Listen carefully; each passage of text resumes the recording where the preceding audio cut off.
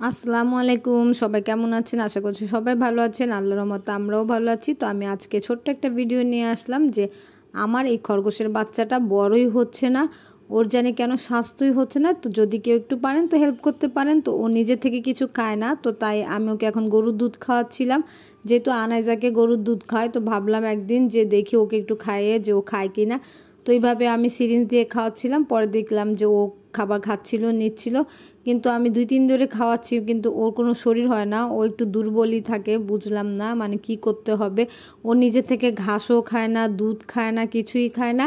তো আপনারা যদি কেউ একটু জানেন তো জানাতে পারেন। আর আমি গরুর দুধ খাওয়াচ্ছিলাম, পরে দেখলাম যে না, ওর কোনো অসুবিধা হয় না। গরুর দুধটা খাওয়ানোর পর ও একটু আরও শক্তি হয়, কিন্তু এরপরও ও নিজে থেকে কিছু খায় না। মানে আমি বুঝতে পারছি না যে এই বাচ্চাটাকে নিয়ে কি করব।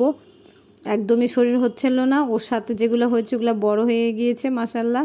আজকে ভিডিওটা আমার শুধু এই খরগোশের বাচ্চাটার জন্যই করা, শুধু জানানো যে আপনারা যদি একটু হেল্প করতে পারেন আপনারা অবশ্যই কমেন্ট করে জানাতে পারেন যে কি করতে হবে। ও সারাদিন ঝিম ধরে বসে থাকে, ওর মার কাছ থেকেও দুধ খায় না, ওকে ছেড়ে দিলেও খায় না। তারপর বড় খরগোশটাকে যদি ধরে খাওয়াতে চেষ্টা করি তখনও খায় না। তো এর জন্য আমি এই পাইপটা দিয়ে খাওয়ানোর চেষ্টা করেছিলাম। তো এইভাবে নেয়, এভাবে খায়, কিন্তু এরপরও ও ঝিম ধরেই থাকে আর নিচ থেকে কিছু খায় না। শরীরও হচ্ছে না, মানে ও বড় হচ্ছে না আর কিছুটা শক্তিও হচ্ছে না। তো আপনারা যেভাবে পারেন যে একটু কমেন্ট করে জানাবেন যে খরগোশের বাচ্চাটার সাথে কি করতে হবে আর কি করলে ভালো হবে, এই আশায় আমি রইলাম।